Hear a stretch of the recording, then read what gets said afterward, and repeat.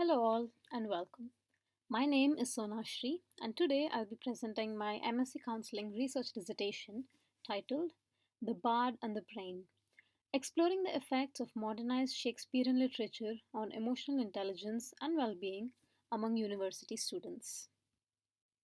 To give you some context about me, I'm an avid reader and have always had a deep interest in storytelling, books, and Shakespeare in particular since my early school days.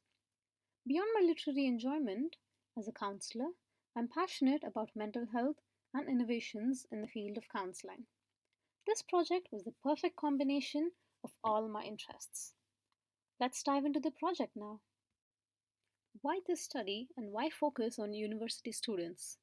Well, they're going through a perfect storm of challenges: academic stress, major life transitions, and identity development. A large international study found that over a third of students met the diagnostic criteria for at least one mental health condition. Most interventions designed to enhance emotional intelligence and well-being have focused primarily on explicit, skill-based training through highly structured cognitive behavioral strategies. These are no doubt valuable, but they often overlook low-risk preventative tools such as narrative-based interventions. Narrative-based interventions, such as bibliotherapy, have been shown to improve psychological insight, emotional regulation, and overall well-being. Yet, despite these promise, these approaches, especially using adapted classical texts, are rarely explored in university student mental health settings. This study addresses that gap. I keep talking about emotional intelligence and well-being, but what exactly are they? Emotional intelligence, or EI, refers to the ability to perceive, understand, and manage one's emotions. Mae'r and Salovey's four-branch model, shown in the picture, breaks this down into perceiving emotions, using emotions to facilitate thought, understanding emotional meaning, and managing them. In relevance to student population, EI is closely linked to better decision making and stress management. It plays a vital role in handling interpersonal challenges, navigating stress, and maintaining psychological flexibility. Next, well-being. Well-being is a multifaceted concept encompassing physical, mental, and social wellness. It includes both hedonic elements like life satisfaction and positive emotion, and eudaimonic aspects such as personal growth, purpose, and fulfillment. Well-being is a powerful driver of resilience, motivation, and academic engagement. Students who feel well are better equipped to meet challenges and thrive. That's why targeting well-being alongside emotional intelligence in this study was so important. It recognizes the need not just to address distress, but to actively promote strengths and personal development in student populations. Why narratives? Well, narratives shape our understanding of the world by helping us organize experiences and construct meaning. Narrative-based interventions have consistently shown benefits in promoting empathy, emotional regulation, and self-understanding. Fiction, in particular, creates a safe emotional distance that allows people to reflect on complex emotional situations without personal risk. Talking about classical literature, it offers particularly powerful ground for this kind of engagement. These are texts that have endured through centuries because of their psychological and moral depth. They continue to resonate contemporarily because they explore the very emotions and ethical challenges we still face today. To illustrate this, let's explore some of the most emotionally profound scenes from my favorite classical literary author, William Shakespeare. An image depicting the theme of love from Romeo and Juliet, depicting tragedy from Hamlet, depicting anger from Macbeth, depicting power from The Tempest, depicting betrayal from Julius Caesar. The images witnessed now show us just how deeply Shakespeare explored the emotional and ethical dimensions of being human. His characters are emotionally layered and morally complex, offering a unique opportunity for readers to reflect deeply on their own experiences and decisions. Beyond their literary value, Shakespeare's works have also shown practical use in helping learners and practitioners build empathy, navigate ethical dilemmas, and improve emotional insight. By retelling his stories in today's language and contexts, we aim to make these powerful emotional experiences more accessible. This approach helps participants relate more easily while still preserving the depth and richness that makes Shakespeare such a compelling foundation for emotional and psychological development. That brings us to the research question of whether a structured intervention using modernized Shakespearean narratives could improve university students' emotional intelligence and well being. My aim was twofold. One, to assess whether such a structured intervention could influence EI and well being scores. And second, to explore the emotional outcomes of narrative engagement in a group setting. To test this intervention, we employed a within subjects design. Our study received full ethical approval from Bangor University. We recruited participants through the school's participation system called Sona. 34 students divided in groups of 2 participated in this study. Written consent was obtained before beginning the intervention, and ongoing consent was received before every session. To measure the effect of the intervention, we used the Shute Self-Report Emotional Intelligence Test to measure EI and the Warwick-Edinburgh Mental Wellbeing Scale to measure well-being, both embedded in the pre- and post-intervention questionnaires given to the participants. Using the questionnaires, demographic information to control for age and student status was also collected. Those who were below 18 years old and non-students were excluded. The pre-intervention questionnaire scores were also used to control for risk. We also invited qualitative feedback after the intervention to gain insight into their subjective experiences. The intervention ran over 4 sessions, each based on one of the 4 EI branches as mentioned previously. The Shakespearean plays whose narratives were adapted were Cymbeline, The Winter's Tale, Henry IV, and All's Well That Ends Well. In each session, the narrative was read out loud. Participants then read the narrative silently, discussed the main themes, and then discussions were guided using reflective questions. To give you an example of the modernized narratives used in one of our sessions, and to make sure I haven't lost your attention, here is a modernized excerpt from the play All's Well That Ends Well. You can pause the presentation video if you'd like to read it. Personally, this is my favorite among the 4 narratives used. Continuing on. To analyze the collected quantitative data, first, Shapiro-Wilk normality tests were conducted on the score difference of pre- and post-intervention to decide whether to use parametric or non-parametric tests.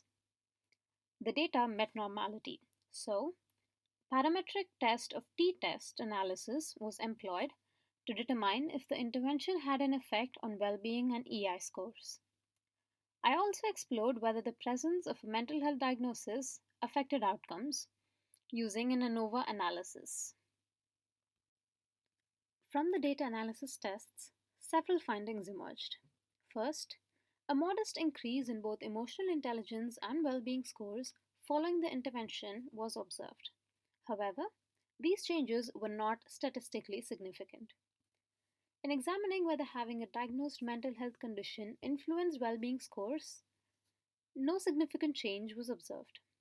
However, participants with a mental health diagnosis did show significantly lower emotional intelligence scores overall.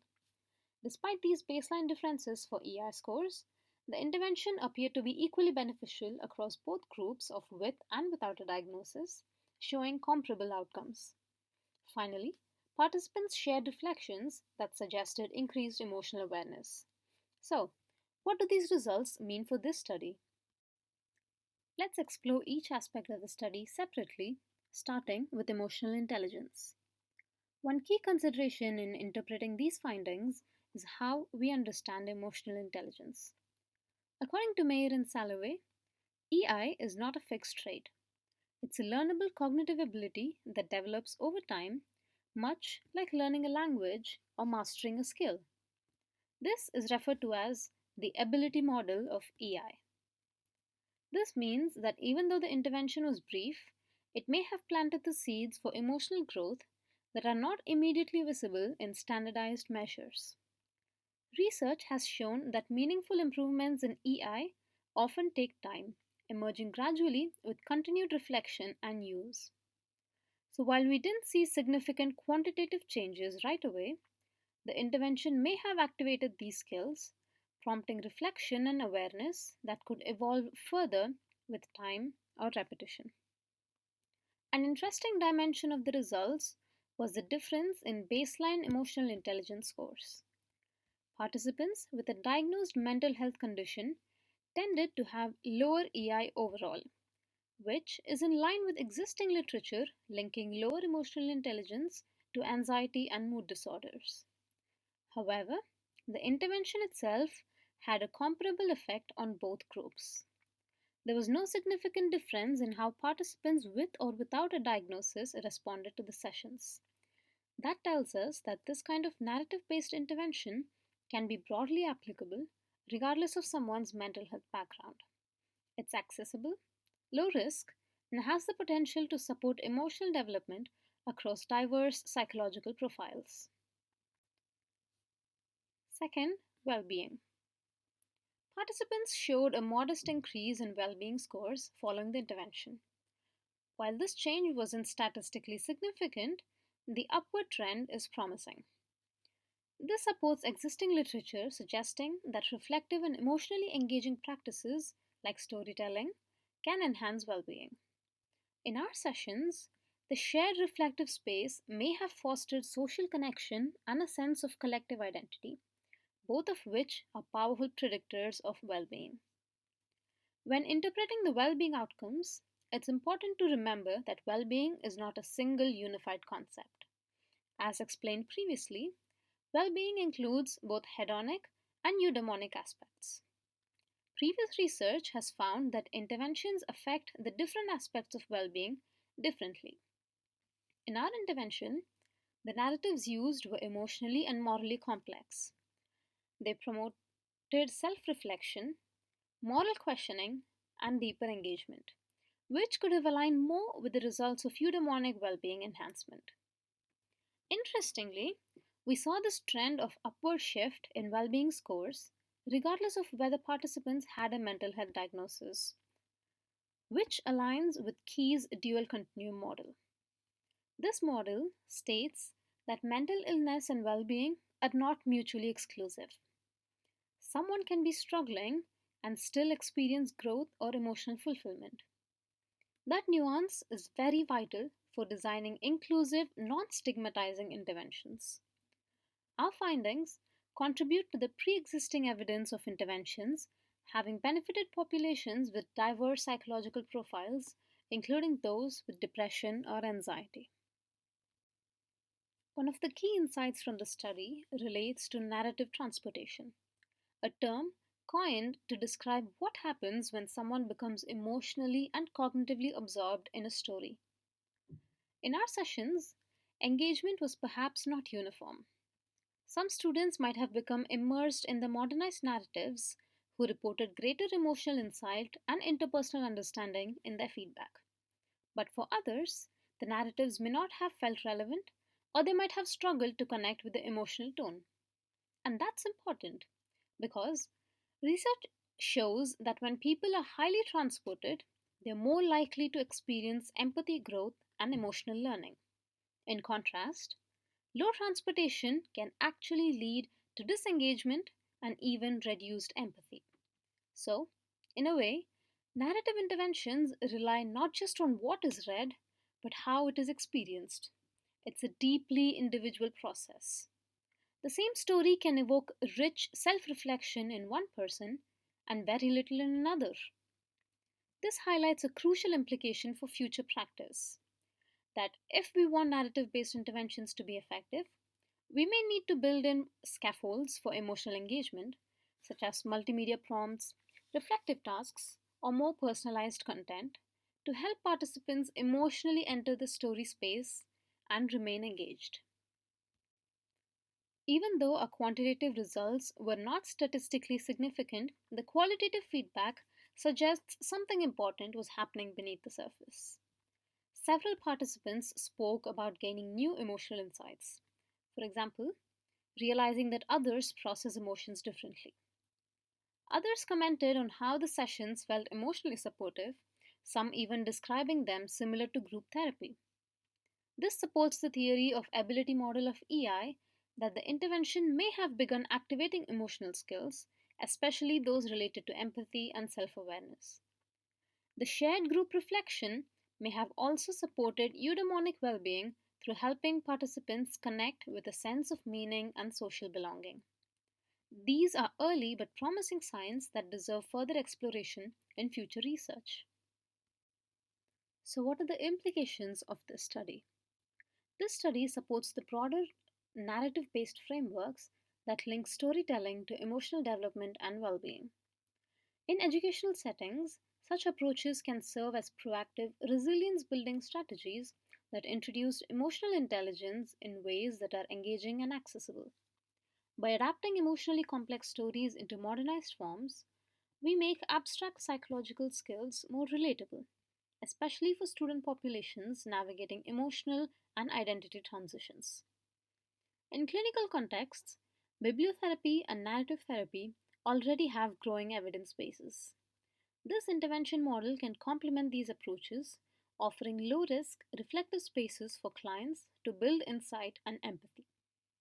At the institutional level, universities might consider integrating such narrative based workshops into mental health strategies, particularly as a preventative measure to support students before more intensive interventions become necessary. To build on these findings, future research should extend the duration of interventions and include follow up assessments. Emotional skills often evolve gradually, and long term data would help identify when and how these changes consolidate. We also need more precise tools to detect subtle changes across different well-being domains. Instruments like the RIF psychological well-being scale or the satisfaction with life scale could help differentiate between shifts in eudaimonic and hedonic well-being. Another valuable direction would be comparing the impact of original versus modernized texts. While modern language may enhance accessibility, classical language might offer different emotional or cognitive challenges worth exploring. Lastly, applying this model to more diverse populations across age, culture, or clinical settings would help determine how universally applicable and adaptable this approach is. The key takeaway from this project is that modernized classical narratives, like that of Shakespeare's, show potential to foster emotional intelligence and well being in students. These stories, already rich in emotional complexity, offer timeless insights into human nature. When adapted to reflect contemporary language and issues, they can become powerful tools for reflection and growth. In both educational and therapeutic settings, this opens the door to culturally rooted, accessible, and emotionally resonant interventions that bridge the gap between art and mental health. That is the end of my presentation. Thank you so much for taking time to listen to me. I hope you enjoyed it. You can find the references that I've used in this presentation in this slide and in this. Thank you.